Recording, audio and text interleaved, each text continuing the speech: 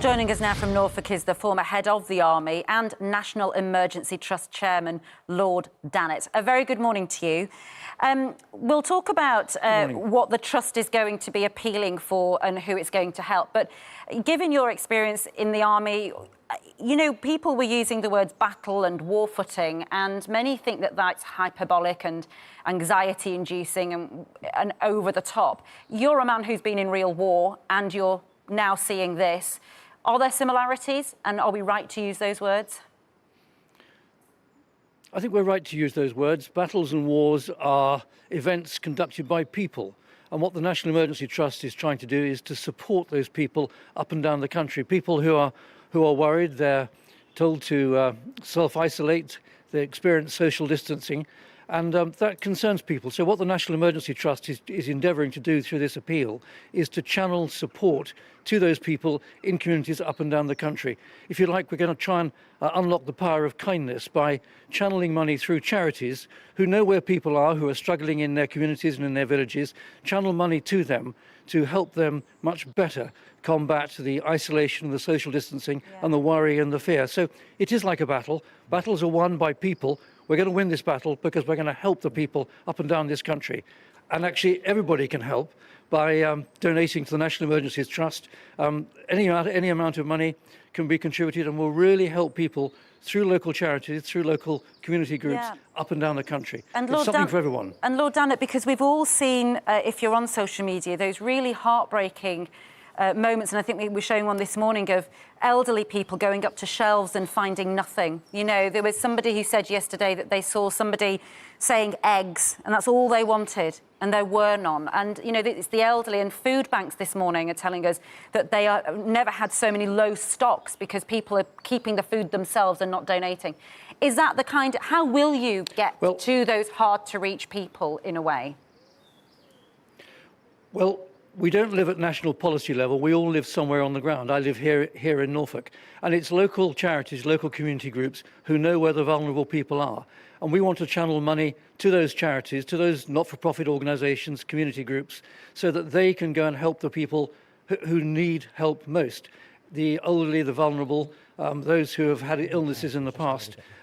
Local communities know where those people are, and we can help them. But we need to help them by channeling money to them through their local charities. It's perfectly possible to do, and anybody in the country can join in on this. So just the practicalities of this then, if it's a small local charity somewhere in the country, how do they get your support? Do they get in touch with you directly? How does that happen? No, we're asking them to get in touch with the local community foundation. All counties in England, Scotland, Wales and Northern Ireland has a community foundation. Apply to our local community foundation, and we're channeling monies to those community foundations so that they can get out to where it's needed on the ground. Okay. That's the system. And the way we prime the system is through the generosity of your viewers and the general public. Yeah. And what can you tell us then about the role of the Army and the military in this? Because we're hearing that 20,000 troops are going to be on standby to help support the NHS, where workers themselves are having to go into isolation and so on. These moments are big moments in a nation's psyche. And I think just hearing that the Army is being mobilised is quite an anxiety moment for people. But should we take heart from that? And actually, what can you tell us that actually this is a good moment in all of this, that we can trust our emergency services and our military? We should take heart from it, because remember that the armed forces is made up of people who decide to join the Army, the Navy or the Air Force. They're all part of our community, and therefore it's absolutely right that the armed forces, as part of the community, all stand shoulder to shoulder with the civilian emergency services, with the NHS, so we're all pulling together in this. So people shouldn't be worried the fact that the armed forces are being put on alert.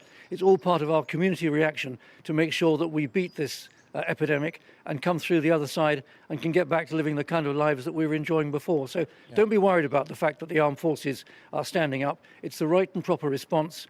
It's the organisation of last resort, if you like, but it's part of our overall community effort.